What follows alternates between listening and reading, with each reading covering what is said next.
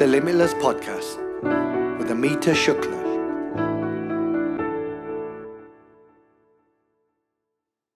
Hello everyone and welcome today.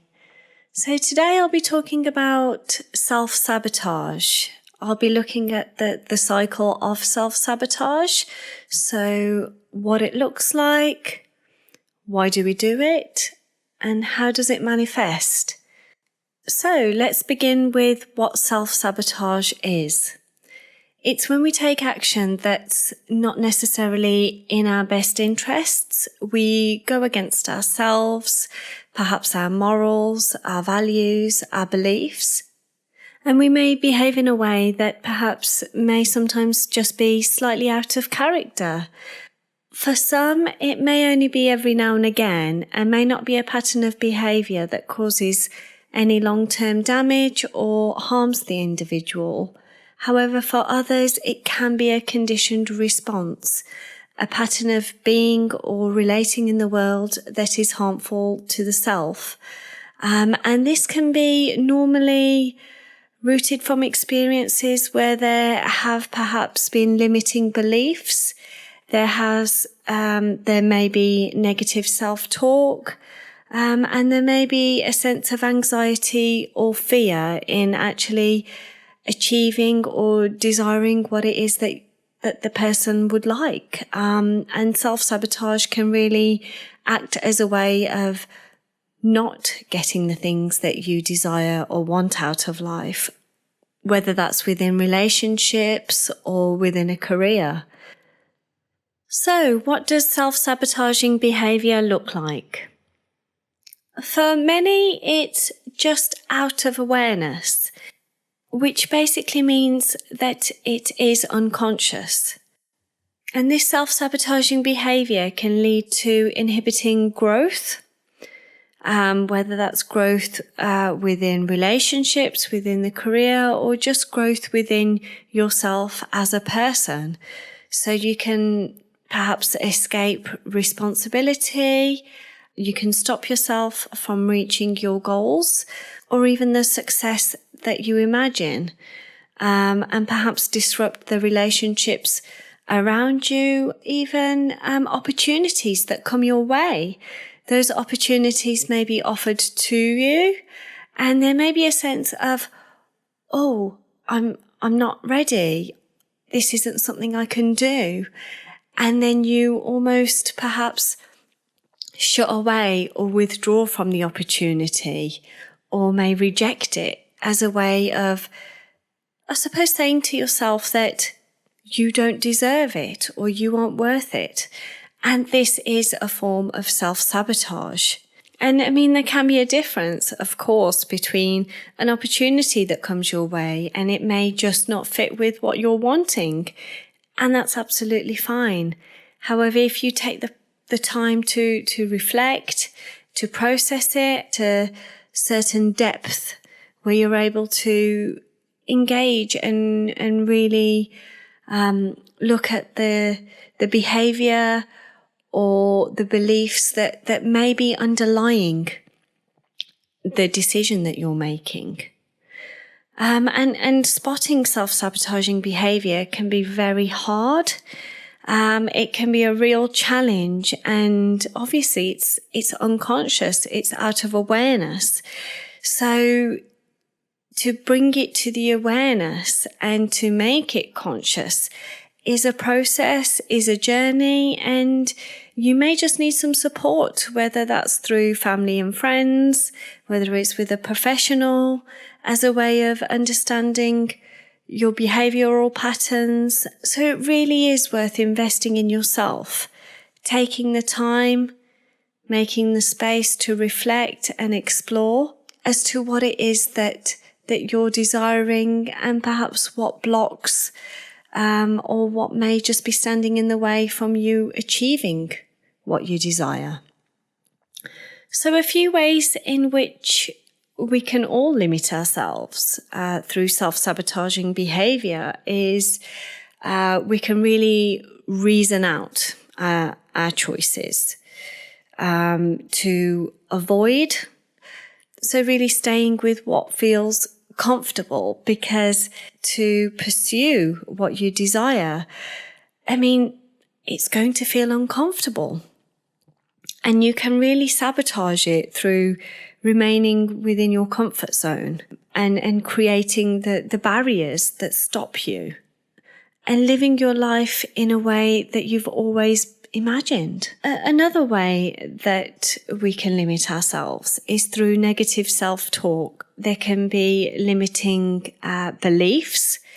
So whether that's your own voice or other voices perhaps from the past, maybe that tape in your mind that's saying you're not good enough or you can't achieve this or whatever that may be, but it's something that's limiting. It's negative. It's not encouraging. It's not positive, but it's something that holds you back. And it's that voice that creates perhaps a conflict within your mind. There may be a part of you that is saying, yes, this is what I want. I'm going to go for it. And then there may be this other voice, and it may be quiet or it may be really loud, but it's saying, no, you can't go for it because you can't achieve it and you're not good enough. So it's really worth catching these thoughts. There may be a sense of perhaps procrastination.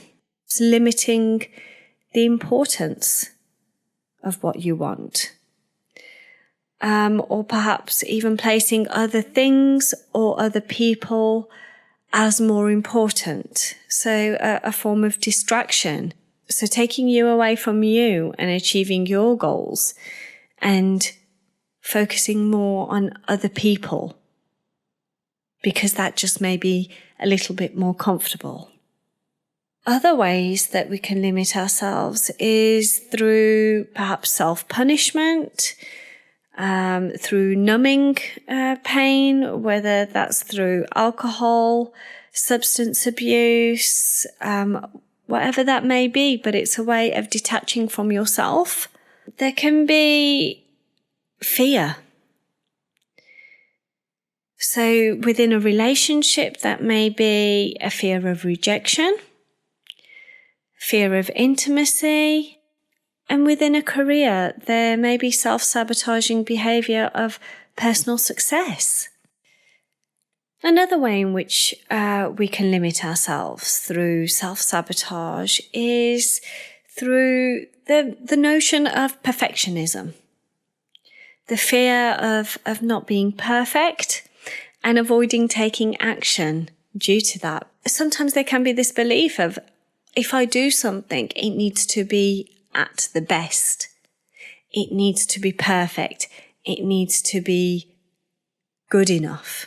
Another way that we can limit ourselves is through perhaps being indecisive.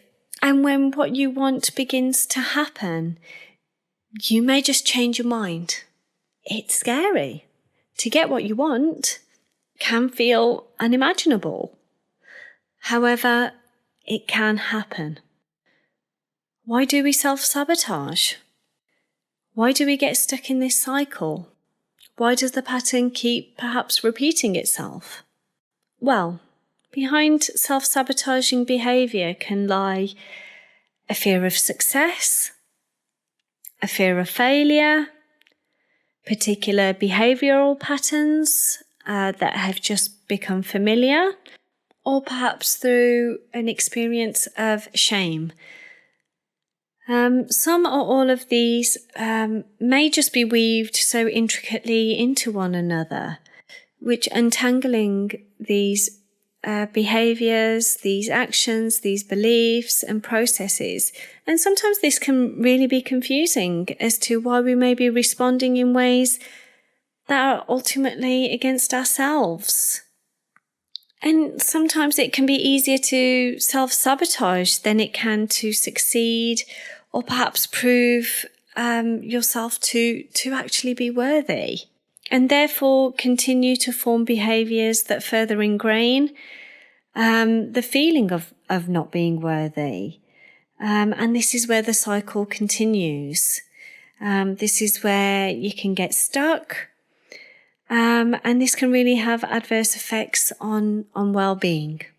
And it can be so easy when what you desire gets clouded with the limiting beliefs that are there and the perception of perhaps own insecurities. So this may seem simple, yet the unconscious acts and processes are not easy for the individual to identify on their own. So, how does it all manifest? So, self-sabotaging behaviour is normally, but not always, rooted in childhood. And this may be through a negative experience. And this can lead you to perhaps lose your own inner voice, suppress your desires, and mould into your surroundings or the beliefs that you were taught about yourself. And these can become so familiar that you're unable to see outside of the walls that have been built around you. I do want you to know that those walls can be knocked down. If you have the persistence, if you have the patience, and if you have the determination within yourself to want to do that. It can be an uncomfortable process, however, it really is worth it. A few of the manifestations are patterns from childhood, and this can affect your sense of self, your self-worth, form patterns that repeat themselves. There can be a sense of shame. There could be perhaps childhood trauma. So this could be abuse, and this can really inhibit one's belief system. If those around you may have been self-critical growing up, naturally there can be a tendency to internalize these belief systems as your own, which really becomes a part of your inner dialogue. And the final one is conditional love. So you may have only received the love you desired when perhaps you behaved in a particular way. And there may be a need to prove yourself as enough or worthy. And the manifestations of self-sabotage can form through this as well. So if anyone out there is struggling, I want you to know that help is out there. You really can work through experiences, through difficulties, understand yourself and perhaps the patterns of behaviour that may be there. So before we end, I would just like to say that self-sabotage has a history. Self-sabotage hurts and self-sabotage happens. But it's to the extent that you do it and the awareness that you have of when you may be sabotaging it and being able to reflect on that and actually work through that rather than working against yourself. And you really do have it within you to stop the cycle.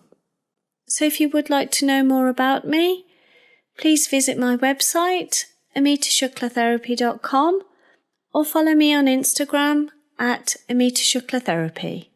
I'm Amita Shukla. The mind is limitless, and so are you. The Limitless Podcast with Amita Shukla.